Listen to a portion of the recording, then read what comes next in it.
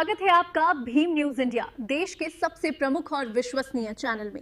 आप देख रहे हैं भीम न्यूज इंडिया। नमस्कार, मैं आपके साथ हूं। आइए जानते हैं आज की ताजा अपडेट्स। देश और दुनिया में क्या चल रहा है उसकी पूरी जानकारी लेकर हाजिर हैं। सबसे पहले बात करते हैं आज के मुख्य समाचार की। कोटा में किसानों की समस्याओं को लेकर कांग्रेस नेता प्रहलाद गुंजल ने एक बैठक बुलाई। बताते चलें कि जैसा कि हाड़ौती कांग्रेस में गुटबाजी के लिए मशहूर रही है, आज दोनों जिलाध्यक्ष देहात और शहर जिलाध्यक्ष दोनों मीटिंग में नहीं आए। देखिए प्रहलाद गुंजल ने क्या कुछ कहा। देख रहे हैं आप भीम न्यूज इंडिया। मैं हूं आपका दोस्त विनय कुमार सिंह। इससे बड़ी तकलीफ क्या? आज मेरे सामने कांग्रेस का कार्यकर्ता बैठा हुआ। आमतौर पर लोग कहते हैं राम रूठ जाए तो राज राजी रहना चाहिए। ऐसा लग रहा है कि किसान के भाग्य की विडंबना राम रूठ रहा है। कैसे अपने सुनहरे भविष्य के ताने बाने पूरा करे, किस तरीके से अपने फसल का जीवन बचाकर अपने बच्चों के पेट पालने का रास्ता बनावे, उसके लिए राज राजी रहना चाहिए। लेकिन राज बेखबर।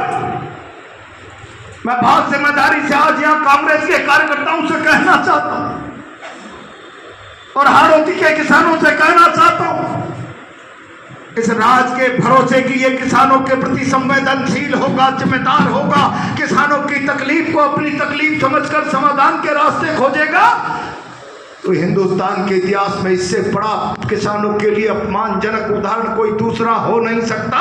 हरियाणा और पंजाब का किसान इस बेईमान निष्ठुर सरकार के अंदर अपने लिए न्याय मांगने के लिए जावे। 13 महीने तक पंजाब हरियाणा के बॉर्डर पर सड़क पर बैठा बैठा किसान 700 की तादाद में अपने प्राण त्याग दे और इस निष्ठुर सरकार के कानों में चूं तक नहीं रहेंगे और दावा करते हैं 2022 तक हम किसानों की आमदनी दुगनी कर देंगे। क्या आमदनी दुगनी हो गई? 1800 किसानों ने अपनी बुनियादी मांग के लिए प्राण त्याग दिए। बेईमान सरकार के कानों में जू नहीं रहेंगी। और तब मुझे कभी कभी तकलीफ होती है, इतना बड़ा देश के किसानों ने आंदोलन किया, किसानों का जय घोष था, हम इसको गैर राजनीतिक रखना चाहते हैं, लेकिन इतने बड़े अन्याय पर चुप रहना भी कायरता है। मैं बहुत जिम्मेदारी से आज आपसे कह रहा हूं, मेरे पास रोज फोन आता है। गांव में 6 घंटे की बिजली कटौती चल रही है, 8 घंटे की बिजली कटौती चल रही है। जहां नहरी पानी नहीं है वहां पर हम थोड़ा बहुत आंशिक रूप से कोई बोरिंगों में पानी आ गया तो बिजली मिल जाए तो हम अपनी फसलों को बचा सकते हैं, फसलों को कर सकते हैं, कुछ न कुछ रोजगार का जीने का आसरा खड़ा कर सकते हैं। आज लोगों के पास खेत में सिंचाई के लिए पर्याप्त बिजली नहीं, लगातार कटौती ने किसान की कमर तोड़ रखी।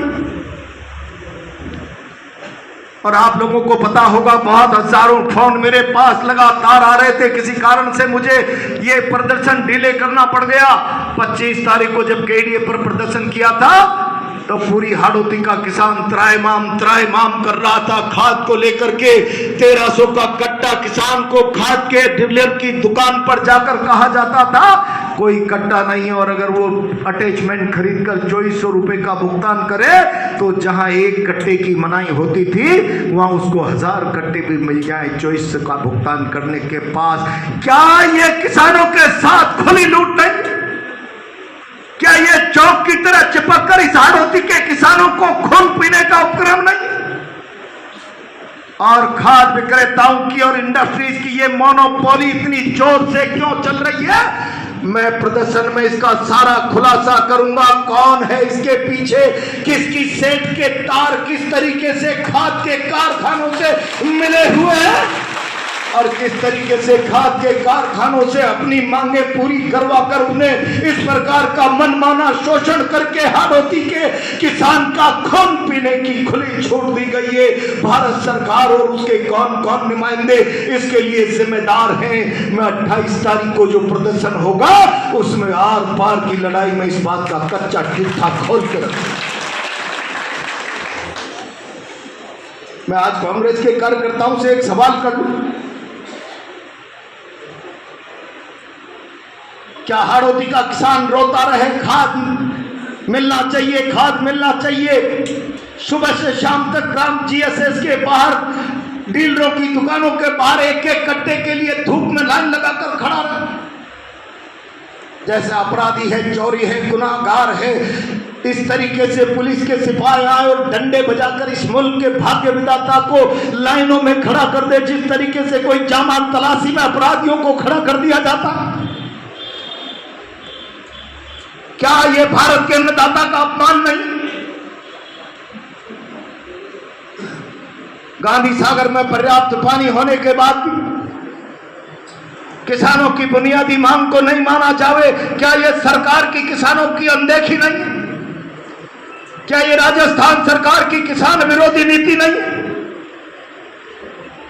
और जो किसान पसीना बहाता है, 500-700 फीट की बोरिंग करता है, थोड़ा सा लेवल ऊंचा आ जाता है, बोरिंग चलाकर अपनी बंजर भूमि में से अपने जीवन को पालने का रास्ता बनाता है, आज 8-8 घंटे बिजली की कटौती कर क्या किसानों के साथ अन्याय नहीं?